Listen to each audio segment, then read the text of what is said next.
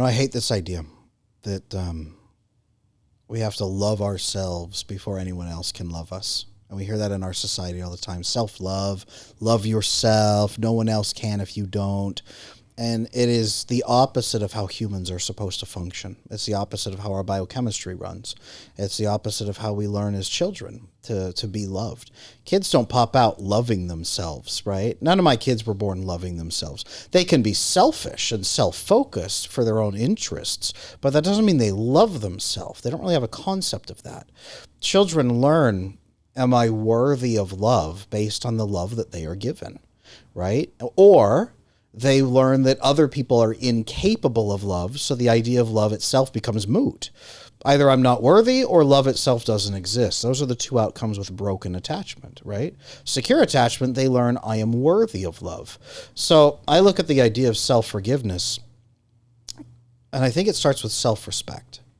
I think it also starts with being accepted and loved by other people that you then also respect. It goes back to the principles. It goes back to the goals, right? So let's say you and me, for example, Andre. Let's imagine I don't really like myself. I'm not a good person. I have a girlfriend for some reason, and we break up, and I go through this experience, and I say, well, nobody loves me, and it's because I don't deserve to be loved.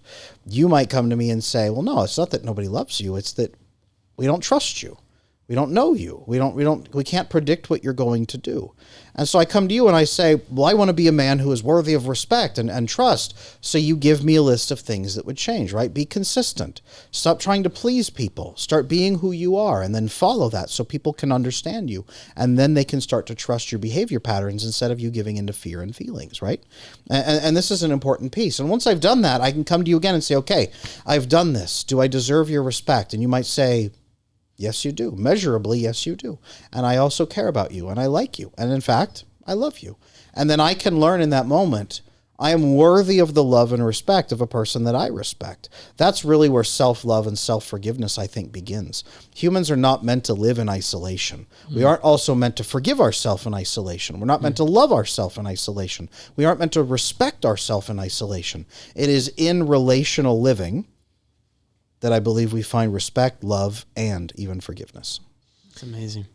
Well, respect is a combination of authenticity, intent, and action, right? So authenticity meaning that you are saying what you are, right? You're not lying to me. You're not lying to yourself. You're not deceiving, right? Intent is you intend to be what you are saying you are, and action is you're actually going out and doing it.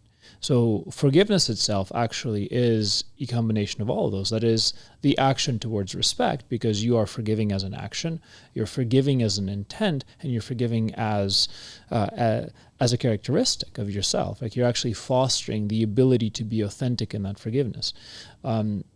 A lot of religions, again, play in this, like the idea of forgiveness, of redemption, of resurrection are foundational to Christianity, well, I'm not as familiar with Judaism and Islam, but as I understand, they're pretty critical there as well.